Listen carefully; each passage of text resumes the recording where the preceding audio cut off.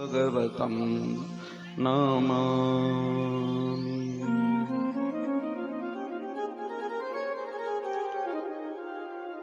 ॐ नमो भगवते वासुदेवाय।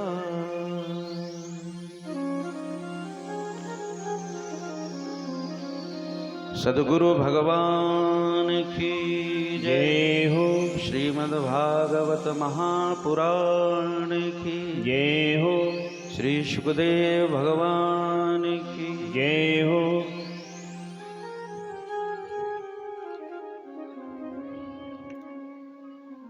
भक्तवांछा कल्पतरु आनंद कंद सच्चिदानंद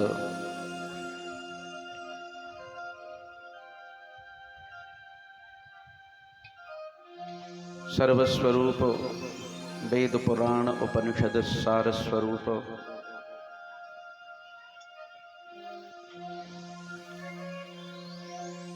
अनंत ब्रह्मांड के स्वामी भगवान श्री कृष्ण के एवं उनकी परम आह्लादिनी शक्ति श्री राधा रानी जी के द्रव्य चरणारविंदों में कोटिशः प्रणाम वंदन।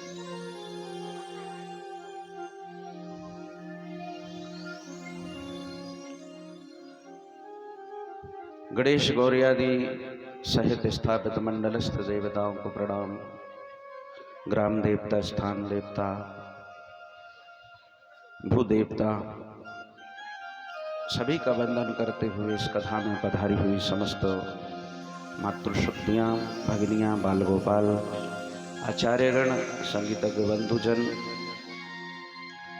सभी के हृदयस्थ भाव को नमन करते हुए आइए आज भगवान के परम पावनी कथा में प्रवेश करते हैं।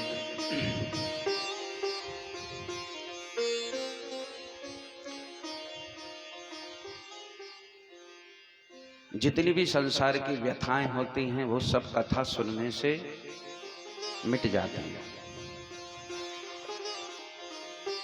कथा समानम भुवि नास्ति किंचित। कथा की समानता करने वाला दूसरा कोई साधन पृथ्वी पर दिखता नहीं है। आप कितने ही तपे हुए हों, दुखित हों, पीड़ित हों, संतप्त हों, अपनों ने सताया हो आपको, आपका हृदय बहुत दुखी है, आप कथा में जाकर बैठ जाइए। कुछ ही समय में आप एकदम निश्चिंत हो जाएंगे। आपका सारा तनाव, दुख, व्याधि, भय सब दूर हो जाएंगे।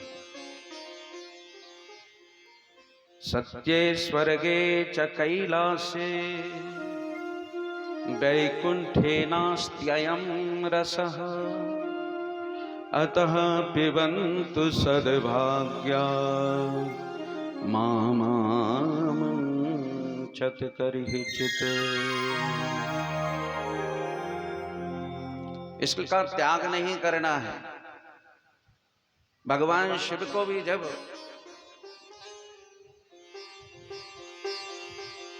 कथा सुनना होता है तो वो कैलाश चले आते हैं,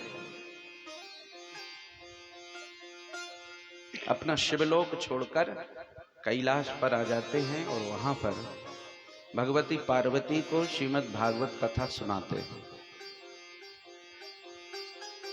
स्वर्ग में तो है ही नहीं कथा। वैकुंठपति भगवान श्री हरि भी कथा श्रवण करने इसी धरती पर आते हैं। ऐसा ये भगवत रस है, कथा रस है, जिसमें आप निरंतर निमग्न हो रहे हैं, डुबकियां लगा रहे हैं। आज परमानंद में सच्चिदानंद भगवान श्री कृष्ण का जन्मोत्सव भी है।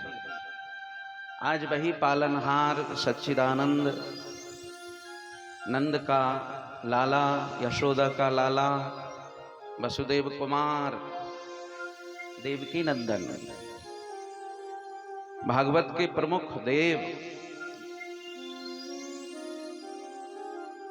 प्रकट होंगे। कथाएं बहुत हैं, इसलिए अधिक समय न लेते हुए आइए कथा में चलते हैं। कल बहुत सी बातें हम लोगों ने श्रवण की थी, जिसमें एक कृपा मात्र कही थी कि जब तक भगवत कृपा नहीं होती है तब तक व्यक्ति का मन भी भगवान की तरफ नहीं जाता है।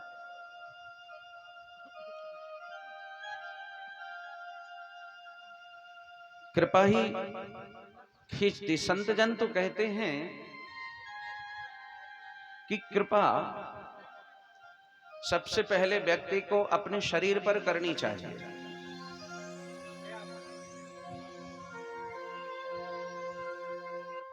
शरीर पर जब तक तुम कृपा नहीं करोगे, शरीर क्या करेगा? शरीर को चलाने वाले तो आप हैं। शरीर तो मैं उस दिन भी कह रहा था कि शरीर बहुत आपका हितैषी है, आपका सच्चा मित्र है, आपका ऐसा संग देने वाला है जो कभी पीछे नहीं हटता। जहां ले चलते हो वहीं चला जाता है, जैसा रखते हो वैसा रह लेता है, नानुकर नहीं करता। जब आप उसके साथ अति कर देते हो तब वो परेशान करता है।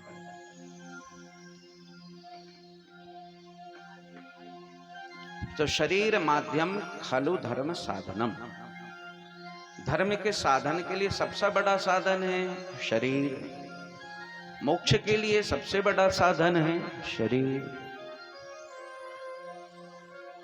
तो फिर इससे क्यों अपराध करवाते हो?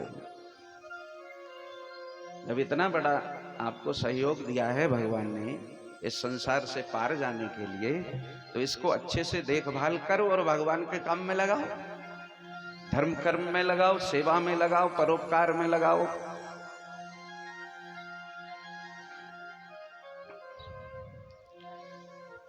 तो कृपा राधा रानी जब करती हैं तो कृष्ण भगवान की कृपा मिलती है।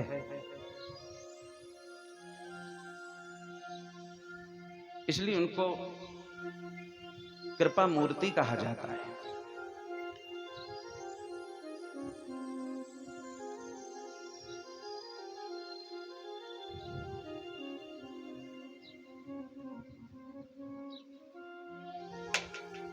राधा तो बड़ भागिनी, कौन तपस्या कीन, तीन लोक के अधिपति, जो तेरे आधीन। तीनों लोकन ते प्यारे,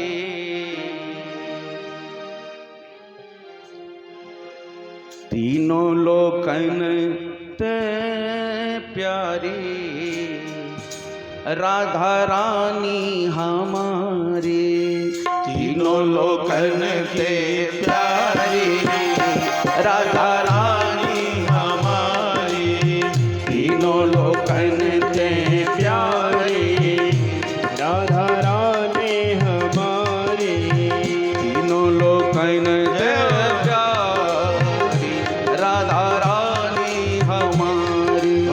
तीनों लोकन ते प्यारी, राधा रानी हमारी।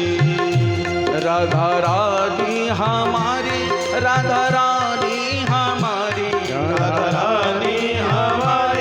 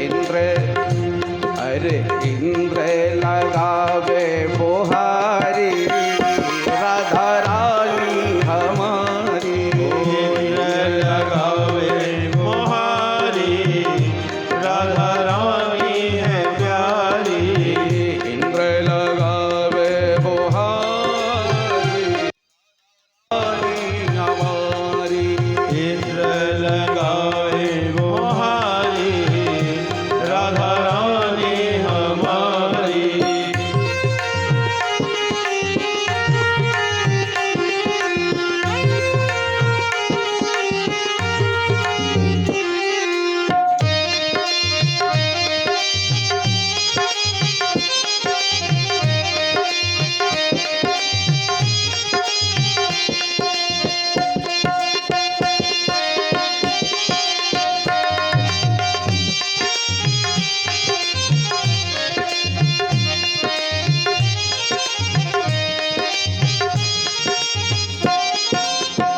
वृंदावन की है ये स्वामिनी, वृंदावन की है ये स्वामिनी, वृंदावन की है ये स्वामिनी, वृंदावन की है ये स्वामिनी, कृष्ण प्रभु की है ये स्वामिनी, कृष्ण प्रभु की है ये स्वामिनी, कृष्ण प्रभु की है ये स्वामिनी, कृष्ण प्रभु की है ये स्वामिनी।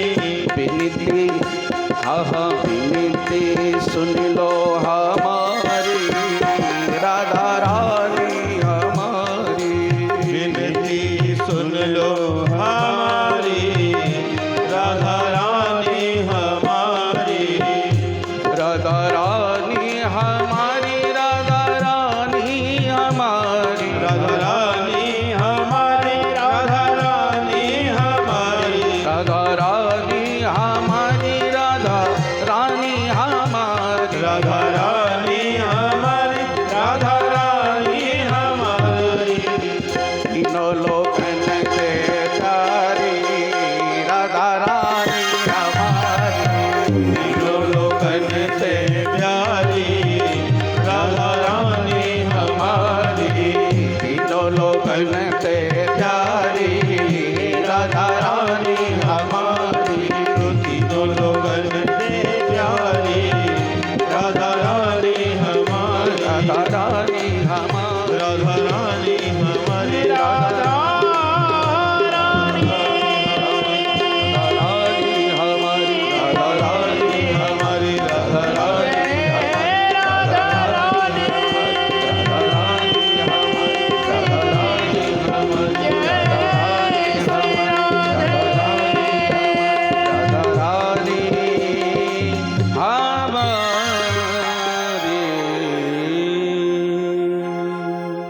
राधा रानी की जय हो।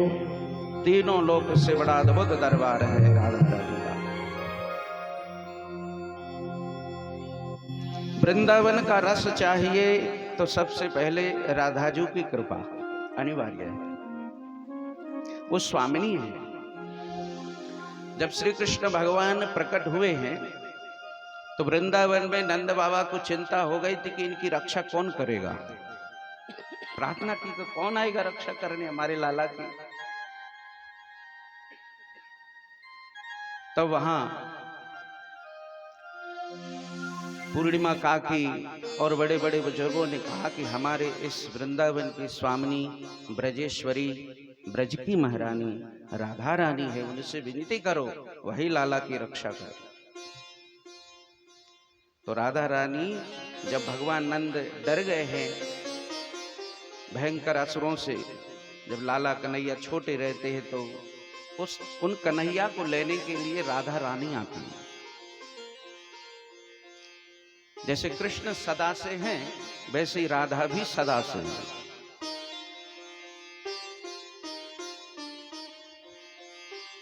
गर्ग संहिता में कथा आती है। फिर राधा रानी जी उन्हें ले जाती भांडीर वन में और सुरक्षा देती। तो ये भगवान की ऐसी लीला है कि जब तक लीला शक्ति भगवान की कृपा शक्ति कृपा ना करे तब तक कृष्ण तत्व को कौन समझ सकता है।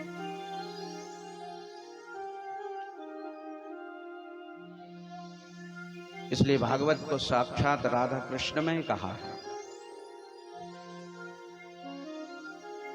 जैसे कागज का रंग पन्ने का रंग सफेद सफेद है, मतलब राधा जी हैं, और उस पे जो स्याही लिखी गई है, श्लोक लिखे गए, वो श्याम सुंदर है। तो भागवत राधा कृष्ण युक्त है, कृष्णमय है।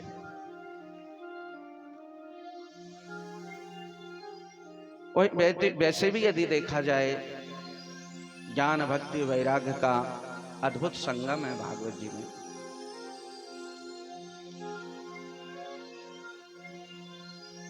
सुखदेव जी कहते हैं, राजन,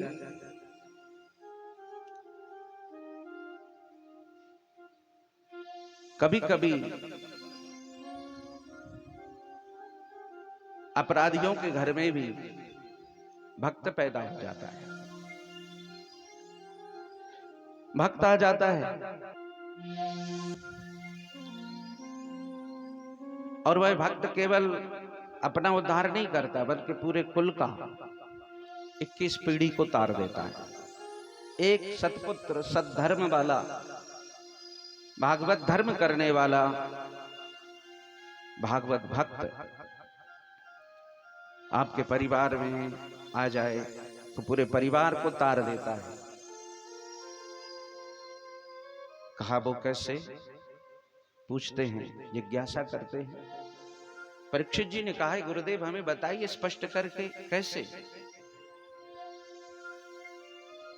तो कहा, चलिए मैं तुम्हें ले चलता हूं हे राजन।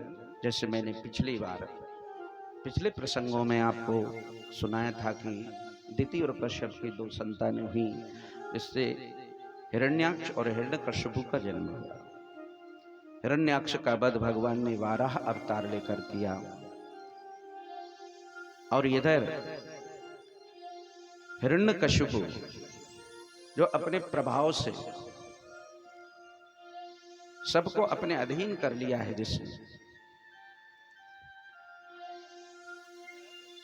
देव, मनुष्य, यक्ष, गंधर्व, किन्नर, बड़े बड़े पराक्रमी असुर भी, राक्षस, दैत्य सब उसके अधीन हो गए, क्योंकि इसने घोर तप करके ब्रह्मा जी से वरदान प्राप्त कर लिया है। किया तो इसलिए इसने ऐसा तप था कि मैं अमर हो जाऊं, कभी मेरा मरण ही ना हो। और मरण तो निश्चित है। ब्रह्मा जी कहते कि ये वरदान मैं नहीं दे सकता, मैं किसी को अमर नहीं कर सकता, क्योंकि मेरी भी एक दिन मृत्यु हो जाएगी। हम सबसे बहुत ज्यादा अवधि है भगवान की। ब्रह्मा जी का ये द्विपरार्ध चल रहा है, द्विपरार्ध की आयु होती है। इसमें हम लोग लाखों बार जन्म ले चुके हैं, 28 बार युग बीत जाते हैं। ब्रह्मा जी की आयु तब पूरी होती है, 14 मनवंतर बीत जाते हैं।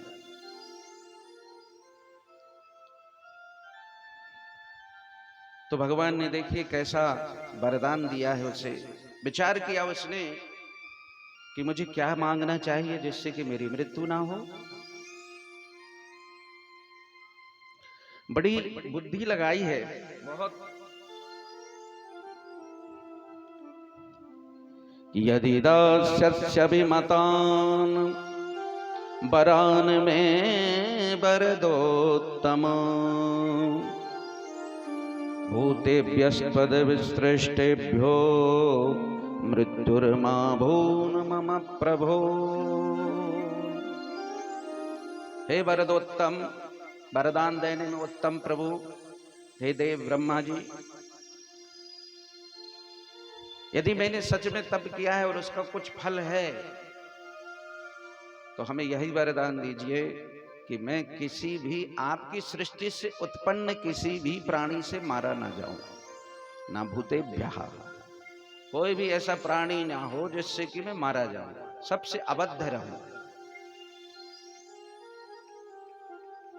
नान्तर बहिर्दिवानक्तम अन्यस्मादपि चायुधैः ना भूमौ नाम्बरे मृत्युर् न नरैर्न मृगैरपि।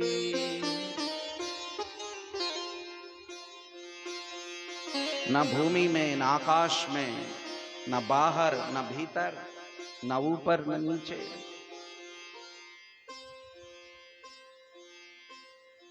कहीं भी मारा ना जाओ, ना दिन में, ना रात में, न नरई, न मनुष्य से, न मृगई रपी। न मृगई मतलब सिंह से। इसलिए शायद सिंह का नाम इसलिए ले लिया यहां पर इसने, क्योंकि वनराज कहलाता है। पृथ्वी का राजा होता है, जंगलों का राजा होता है सिंह। जैसे पृथ्वी पर सिंह अपनी मस्ती में रहता है, अपना राज करता है, वैसे सोच रहा है कि मैं भी सिंह के जैसा राज करूं। नम्र गई रखूं, मैं किसी और सिंह से और किसी पराक्रमी राजा के हाथों भी ना मारा जाऊं, सब मेरे अधीन हो जाएं, मैं सबको जीत लूं, मैं सबका स्वामी बन जाऊं। इसने विचार किया कि मैंने तो सब कुछ जीत लिया, मैं अमर हो गया। ब्रह्मा जी ने विचार किया, इसने तो सब निदान मांग लिया, अब मैं कहां से क्या खोज करूं, ये मरेगा कैसे। लेकिन भगवान का ध्यान किया, हे नारायण, मैं वरदान देने जा रहा हूं, प्रभु आप जानिए। अर्थात संकेत हो गया कि भगवान ही इसको मारेंगे। और कहा, ठीक है पुत्र, मैं तुम्हें वरदान देता हूं, एवं अस्तु, ऐसा ही हो। ब्रह्मा जी चले गए। ब्रह्मा जी के जाने के बाद इसने बस अपने पराक्रम को दिखाना आरंभ कर दिया। तीनों लोकों को जीत लिया, भूलोक, भंवरलोक, स्वर्लोक। देवता बेचारे कंदराओं में छिप गए, हवन नहीं होने देता, ऋषियों को बंधक बना लेता है, हत्याएं कर देता है, ब्राह्मणों को मार देता है, बड़ा आतताई हो गया। त्राही त्राही करने लगी जनता, धर्म रसातल को जाने लगा, चिंता हुई है। ब्रह्मा जी को आगे किया देवताओं ने, हे ब्रह्मन, आपने ही वरदान दिया था, आप हमारे साथ चलिए और भगवान से कहिए, हमारा निवेदन कीजिए। ब्रह्मा जी को लेकर के सब पहुंचे भगवान के पास और विनय की है भगवान क्षीर साई श्री हरि से, हे प्रभु, ये बहुत ही आतताई है, बहुत उपद्रवी अपराधी है, इस असुर का विनाश होना आवश्यक है। हिरण्यकशिपु, हिरण्य अर्थात सोना, और कशिपु कहते हैं शैया को। जो स्वर्ण की शैया पर सोना चाहता है वो हिरण्यकशिपु है। अर्थात लोभ की अति पराकाष्ठा। बहुत से लोग होते हैं, जब तक 2-4 गड्डी तकिया के नीचे ना लग जाएं तब तक नींद नहीं आती। क्या करें। और देखा होगा आपने, कई छापे पड़ते हैं जब बड़े बड़े, तो पलंग में ही नीचे निकलते हैं पैसे भरे हुए गद्दों में। 900 करोड़ निकलते हैं, बताइए आप, अरबों खरबों रुपए। तो हिरण्यकशिपु आज भी है, ऐसा नहीं है कि वो अकेला उस समय था, आज भी है। उसका कहा, ऐसा का इतना लंबा चौड़ा था कि उसका मुकुट बादल को मानो छू लेता था। इसका मतलब यह हुआ कि मोह और लोभ इतना ऊंचा था उसका, इतनी अधिक लोभ की सीमा थी कि वह सारा साम्राज्य, स्वर्ग का साम्राज्य और अन्य भुवनों का साम्राज्य, नीचे के लोगों का साम्राज्य, सब चाहता था। फिर भी उसकी भूख नहीं मिट रही थी। भगवान से प्रार्थना की है, स्वस्ति न इंद्रो वृद्धश्रवाः, स्वस्ति न पूषा विश्ववेदाः, स्वस्ति नस्तार्क्ष्यो अरिष्टनेमिः, स्वस्ति नो बृहस्पतिर्दधातु। हमारा कल्याण कीजिए प्रभु, उस असुर से बचाइए, हमें कोई अब देव आहुति नहीं देता, हम सब भूखे हैं, तड़प रहे हैं, छिप रहे हैं उसके वह से कंदराओं में जा रहे हैं, कहीं यज्ञ नहीं होते। भगवान कहते हैं, चिंता मत करो, अभी इसकी सीमा और बढ़ेगी। जब इसके पाप बहुत अधिक हो जाएंगे तब तक तुम्हें प्रतीक्षा करनी होगी। जब बहुत अधिक पाप हो जाएंगे तब मेरा अवतार होगा। और सबसे बड़ा पाप यह जब अपने ही पुत्र अर्थात मेरे प्रिय भक्त का करेगा तब मेरा निश्चित अवतार होगा। क्योंकि संसार में सभी अपराध छोटे हैं, लेकिन भक्त का अपराध कोई करे, भक्त को सताए, संत को सताए, महात्मा को सताए, कोई सज्जन सीधे व्यक्ति को सताए, उससे बड़ा महापाप कोई नहीं है। भगवान स्वयं कहते हैं। इसलिए भक्त को कभी सताना नहीं चाहिए। कोई यदि भक्ति करता है कर्म तो भैया कर लो, करने दो उसको।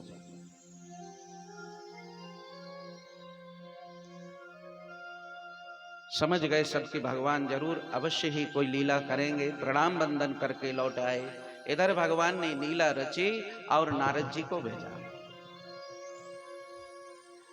देवर्षि नारद जिनकी वीणा बजती रहती है, वैकुंठ धाम भगवान ने आंख बंद की, नारद तत्क्षण प्रकट हो गए। नारद जी को भगवान का मन कहा जाता है, श्री हरि का मन है नारद जी। इसलिए भगवान की एक एक लीला का ज्ञान नारद जी को रहता है। क्या करने वाले हैं भगवान, कैसे करने वाले हैं, ये कैसे प्राप्त हुआ उन्हें? केवल भगवान के नाम जप से, नारायण नारायण जप करने से उन्हें सब ज्ञान हो गया। भगवान ने आज्ञा की, नारद जाओ, मेरा भक्त प्रहलाद कयादु के गर्भ में आ गया है, तुम उसको शिक्षित करो। इंद्र घबराए हैं और इंद्र ने घबरा कर कयादु का हरण कर लिया और एक आश्रम में रखा। वहां जाकर मारने की चेष्टा करने लगा, तभी नारद जी पहुंच गए। इंद्र को समझाया, भूलकर भी ऐसा मत करना, तुम भूल गए हो भगवान ने कहा था कि मेरा भक्त आएगा, वो भक्त आ चुका है। इस कयादु का तुम वध कर दोगे तो तुम्हारा समूल नष्ट हो जाएगा, तुम पतित हो जाओगे। तब प्रणाम करके इंद्र स्वयं कयादु का और चले गए। नारद जी नारायण नारायण करके शिक्षा देने लगे, बीड़ा बजाने लगे।